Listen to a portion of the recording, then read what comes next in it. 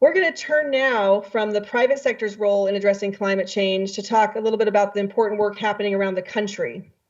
We have 4 leaders that are going to join us for that section.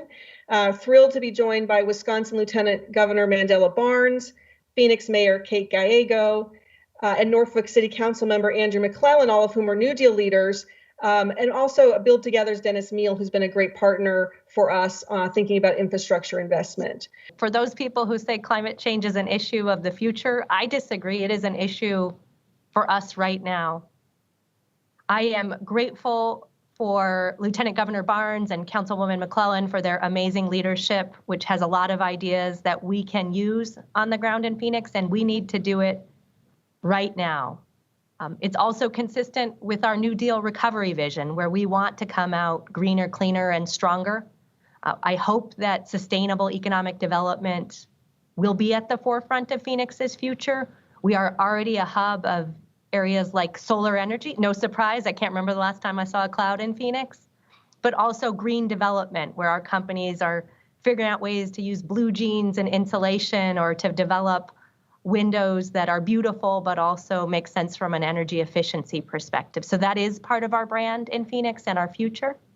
Climate change is not a future issue, it is a now issue, and we need to be addressing that. And doing this work now isn't about us feeling good. It's not about just being on the right side of history. This is about so much more. It's about our state's future. It is about the future generations that have yet to come. And if we want to create a state that is truly equitable and sustainable and truly a great place to live for everyone, we have to start charting that path now. With a shout out to Microsoft and Brad Smith and the great work that they're doing, he mentioned the use of data. Data is going to be important as we look at attacking climate change. So data for us is going to be important when it comes to flooded roadways. How do we divert cars from those roadways so that people aren't wrecking their personal property? And as somebody has personally flooded out her husband's car, and it's very expensive, we don't want to have that happen. But we're also looking at data for future stormwater systems where we can start to divert floodwaters as we anticipate new and floods that are coming in flash floods. So we're trying to be innovative, we're trying to be collaborative, and we're looking under every rock for money.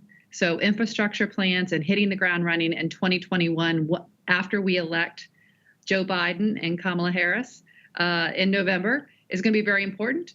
And we hope that some of that's going to be coming to Norfolk, Virginia, and of course to my good friends in Wisconsin and Phoenix as well. So our voters are with us. We're ready in the cities. When we have federal leadership that is going in the same direction, we are going to get there. Our objective is to create a circumstance, if I can put it that way, where when what I believe will be a new president takes office next year and puts 1,000 pages with $4 trillion of projected cost over 10 or 20 years. We want it to pass with overwhelming majorities in both houses of the Congress. And we think 2 things happens with that. One, it sends a message to the body politic that indeed, as a country, we can do things. Because the climate crisis has impacted every person in every corner of our country and all across the world. We know that it's especially impacted our lower income communities, our communities of color, our indigenous communities. And whether it's polluted air or water, whether it's lead poisoning or other environmental hazards or extreme flooding that ravages people's livelihoods, this is inescapable for far too many people. And that's why the climate change report is so important, because the report lays out the recommendations and guidelines for how we can move towards a cleaner future where we don't have to rely on fossil fuels and other extractive industries to power our lives.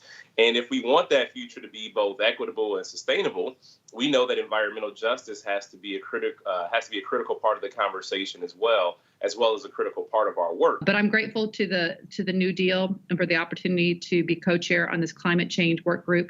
The report that we put out has a lot of great ideas, and I encourage everybody to take a look at that and see how they can implement those in their respective areas. And I'm grateful for Lieutenant Governor Barnes to be able to work with him. I've learned a lot.